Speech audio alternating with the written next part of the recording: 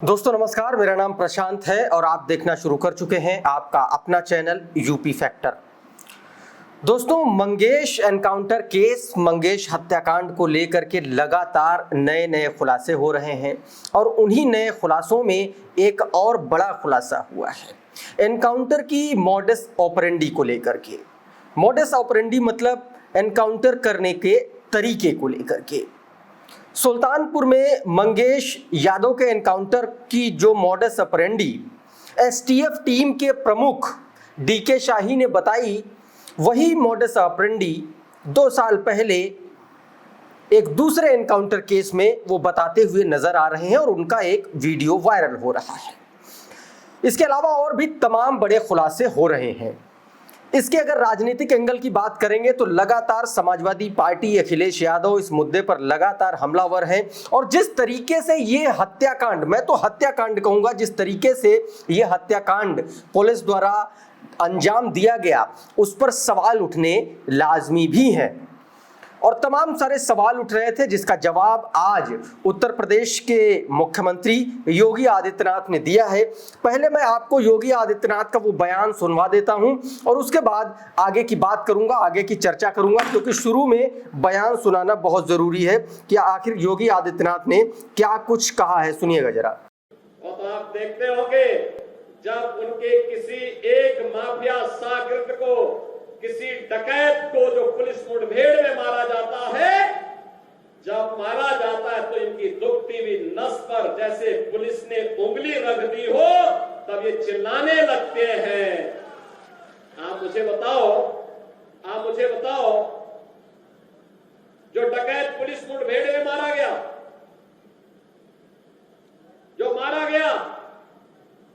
अगर वह डकैत जैसे हथियारों का प्रदर्शन करते हुए डकैती डाल रहा है, वहां ग्राहक भी बैठे हैं, ग्राहकों को खड़ा करके एक तरफ करके अगर गोली मार देता तो क्या उनकी जान को ये समाजवादी पार्टी वापस कर पाती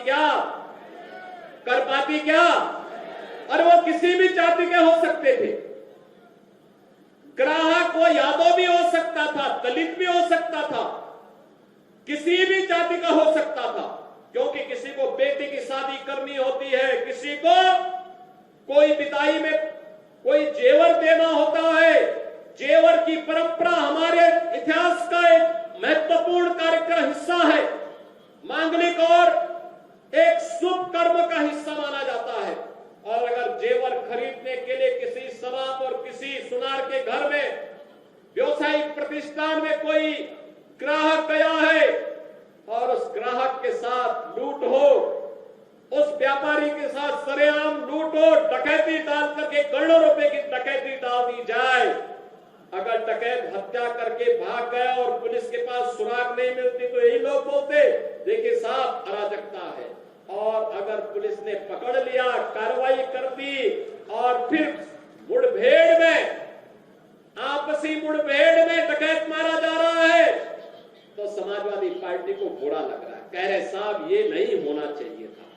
एक साजिशन, पुलिस का अपराधीकरण, उसको इतिहास से जोड़ रहे हैं हमारे उत्तर प्रदेश के मुखिया, मुख्यमंत्री माननीय श्री योगी आदित्यनाथ जी, और उनके इस बयान को जस्टिफाई करने वालों की अब एक पूरी की पूरी भीड़ लग गई है, पूरी की पूरी एक जमात लग गई है कि ये देखिए भाई साहब, मुख्यमंत्री साहब ने क्या कुछ कह दिया, किस तरीके से समाजवादी पार्टी की गर्दा उड़ा दिया, समाजवादी पार्टी की ऐसी तैसी कर दी, अखिलेश यादव की ऐसी तैसी कर दी। बहुत अच्छी बात है, आप लोग करते रहिए, मारते रहिए, जाति के नाम पर एनकाउंटर करते रहिए, लेकिन आप उस बात का जवाब नहीं देंगे जिस बात का जवाब आपसे मांगा जा रहा है। आपसे जवाब मांगा जा रहा है कि विपिन सिंह, जो इस पूरे डकैती कांड का मास्टरमाइंड था, उसको क्यों आपकी पुलिस ने सरेंडर कराया। उसकी तस्वीरें वायरल हो रही हैं, आपको मैं स्क्रीन पर ये तस्वीरें दिखा रहा हूं, देखिए किस तरीके से 2 सिपाही बिना हथकड़ी के ले जा करके विपिन सिंह को जेल में ले जा रहे हैं, उसको पेशी के दौरान ले जाया जा रहा है। और किस तरीके से आप सोचिए, पहले उसका सरेंडर होता है, फिर इनाम की राशि 50,000 से बढ़ा करके 1 लाख कर दी जाती है और उसके अगले दिन मंगेश यादव को घर से उठाया जाता है रात के अंधेरे में और 3 दिन बाद उसका एनकाउंटर कर देती है उत्तर प्रदेश की एसटीएफ टीम, चप्पल वाले डीके शाही साहब की टीम ने चप्पल पहन के, बिना अंगूठे की चप्पल पहन के डीके शाही साहब एनकाउंटर कर देते हैं। तो इस पर सवाल उठने लाजमी है। और अब उसको इस तरीके से रैलियों के माध्यम से पुलिस के इस अमानवीय चेहरे को हमारे उत्तर प्रदेश के मुख्यमंत्री योगी आदित्यनाथ ग्लोरीफाई कर रहे हैं, उसको कानून व्यवस्था से जोड़ रहे हैं। कानून व्यवस्था का मुद्दा, कानून व्यवस्था का कंसर्न प्रदेश सरकार का होता है, सरकारों का होता है, सत्ता का होता है। लेकिन अपराधी को सजा कौन देगा, कैसे देगा, कौन से सर्कमस्टेंसेस में देगा, ये तय करना सिर्फ और सिर्फ कोर्ट का काम है, अदालत का काम है। ये बात भी मुख्यमंत्री योगी आदित्यनाथ को साथियों समझनी चाहिए। खैर, आगे बढ़ते हैं। आगे और भी तमाम सारे ऐसे मसले हैं जिनको लेकर के लगातार सवाल उठ रहे हैं। आज सुबह से ही एक बार फिर से मंगेश यादव का ये प्रकरण चर्चा में बना हुआ है साथियों। इसको लेकर के तमाम सारे पत्रकार सवाल कर रहे हैं। सवाल उत्तर प्रदेश की दो घटनाओं को लेकर के। आपको याद होगा कि किस तरीके से उत्तर प्रदेश में अभी पिछले दिनों राजधानी लखनऊ में एक लड़की से छेड़छाड़ होती है। उसमें एक मुस्लिम का नाम लेते हैं मुख्यमंत्री योगी आदित्यनाथ, एक यादव का नाम लेते हैं और विधानसभा के भीतर कहते हैं इन लोगों के लिए सद्भावना ट्रेन नहीं, इन लोगों के लिए बुलेट ट्रेन चलेगी। और बुलेट को आप लोग यहां पर कोट एंड कोट कर दीजिए, वही बुलेट चल रही है जिस बुलेट का जिक्र योगी आदित्यनाथ ने विधानसभा में किया था। वही बुलेट मंगेश यादव के भेजे के पार चली गई है साथियों पुलिस की, और ये वही बुलेट ट्रेन है। तो सवाल ये है कि यादव और मुसलमान क्या उत्तर प्रदेश की सरकार के निशाने पर हैं, उत्तर प्रदेश की पुलिस के निशाने पर हैं? ये एक बहुत बड़ा सवाल है साथियों। इसके अलावा और ये वरिष्ठ पत्रकार हैं अभिषेक उपाध्याय, ये लिखते क्या है मैं आपको पढ़ के सुना देता हूं साथियों। संयोग या प्रयोग, यूपी में हाल की दो घटनाएं, दोनों में विपक्ष का शोर, दोनों में यादव नाम का जोर। पहली घटना गोमती नगर में एक महिला के साथ अभद्रता की, कई आरोपी, कई जातियां, मगर विधानसभा में नाम उठा मुसलमान और यादव का। तब जब यादव लड़के के मुताबिक वो मौके पर था ही नहीं। पुलिस अभी तक उसके होने का एक भी साक्ष्य सार्वजनिक नहीं कर पाई है। बस यही कहानी दोहराई जा रही है और उस पर पहले से कई मुकदमे दर्ज हैं। कहा जा रहा है कि भैया इन पर पहले से कई मुकदमे दर्ज हैं, ये पहले से कई मुकदमों में आरोपी हैं, इसलिए इनको हमने उठाया। और यही बात मंगेश यादव के प्रकरण में साथियों दोहराई जा रही है पुलिस टीम के द्वारा बार बार, और इसीलिए इस पर भी सवाल खड़े उठ रहे हैं साथियों।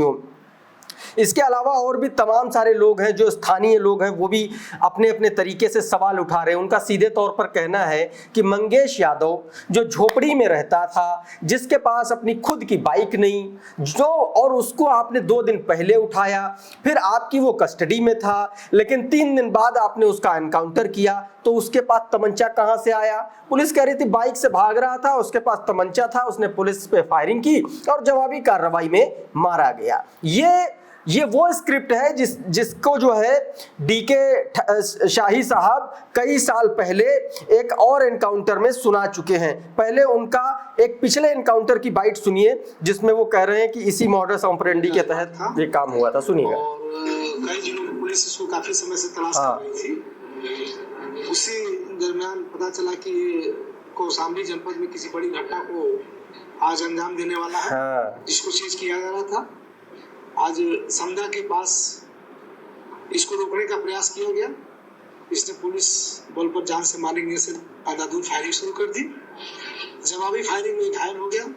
घायल अवस्था में इसको अस्पताल भर्ती कराया गया, जहां दौरान इलाज इसकी। ये देखिए आप, हर बार वही चीज, वही स्थिति उसी तरीके से काम किया। हर बार वही स्क्रिप्ट दोहराती है उत्तर प्रदेश की पुलिस। हर बार उत्तर प्रदेश की पुलिस वही स्क्रिप्ट दोहराती। देखिए क्या कॉमन है दोनों बातों में। मंगेश यादव का एनकाउंटर कैसे हुआ? विपिन सिंह सरेंडर करता है, इनाम की राशि जो 50,000 थी वो बढ़ा करके 1 लाख कर दी जाती है। विपिन सिंह के सरेंडर के बाद तीन लड़कों का और मुठभेड़ होती है, उनके पैरों पर गोली मारी जाती है। उन 3 में से 2 का सरनेम ठाकुर है, 1 का ज्ञात नहीं है, ठीक है। और उसके अगले दिन मंगेश यादव को इनाम बढ़ा करके 1 लाख कर दिया जाता है और उनकी हत्या कर दी जाती है। ये जो वाकया बता रहे हैं डीके शाही साहब, ये प्रयागराज का है। इसमें एक मुस्लिम का एनकाउंटर वो कर रहे हैं और उसमें एनकाउंटर में जो प्रतापगढ़, माफ कीजिएगा, प्रतापगढ़ का ये पूरा मामला है। गुफरान नाम का अपराधी था। 2023 का ये पूरा वाकया था और 2023 में एनकाउंटर हुआ था और उसमें भी ये वही बता रहे हैं कि भैया 1.25 लाख इस पर इनामी राशि थी और इसीलिए जो है चूंकि वांटेड था इसलिए एनकाउंटर हम लोगों ने कर दिया। और एनकाउंटर करने की जो स्क्रिप्ट होती है वो अपना उसी तरीके से वो बता रहे हैं। लेकिन सबसे बड़ा सवाल ये है कि योगी आदित्यनाथ इस पूरे कृत्य को किस तरीके से ग्लोरीफाई कर रहे हैं सार्वजनिक सभा के माध्यम से, वो भी तब जब जांच के आदेश हो गए हैं इस मामले में एसडीएम स्तर की। लेकिन जिस एसडीएम स्तर की जांच की बात हुई है उसमें भी एसडीएम मैडम भी ठाकुर समाज से हैं और इस पर भी सवाल उठ रहे हैं कि सजातीय लोगों को ही जांच भी योगी आदित्यनाथ की सरकार ने सौंप दिया। योगी आदित्यनाथ अपने बयान में कह रहे हैं कि जिस तरीके से लुटेरे यादव हो सकते हैं, ठाकुर हो सकते हैं, उस तरीके से पीड़ित भी हो सकते हैं। पता चला किसी यादव को गोली मार दी जाती, किसी दलित को मार दी जाती, किसी ठाकुर को मार दी जाती तो क्या होता। अच्छा, इस बीच एक और बयान आया है विपिन सिंह का जिसने सरेंडर किया। कल सीजेएम कोर्ट में पेशी से जाते समय उसने एक मीडिया के सामने बहुत ब्रीफ सा अपना एक सेंटेंस बोला, एक बात बोली। उसने कहा कि मेरे एनकाउंटर की साजिश कर रही है उत्तर प्रदेश की पुलिस। लेकिन साथियों, अगर एनकाउंटर की साजिश उत्तर प्रदेश की पुलिस को विपिन सिंह की करनी होती तो वो उनको दामादों की तरह वहां जाकर के सरेंडर नहीं करवाती साथियों। तो ये आज का एक वीडियो था। उम्मीद करता हूँ ये वीडियो आपको पसंद आया होगा। हमारा ये वीडियो आपको कैसा लगा हमें कमेंट बॉक्स में ज़रूर बताइए। अगर ये वीडियो आपको अच्छा लगा तो इसको लाइक कर दीजिए, इसको शेयर कर दीजिए और चैनल को ज़रूर सब्सक्राइब कर दीजिए ताकि इसी तरीके के तमाम वीडियोज़ आपको हमेशा मिलते रहें साथियों। बहुत बहुत शुक्रिया, बहुत बहुत धन्यवाद। आप जुड़े रहिए यूपी फैक्टर के साथ। नमस्कार।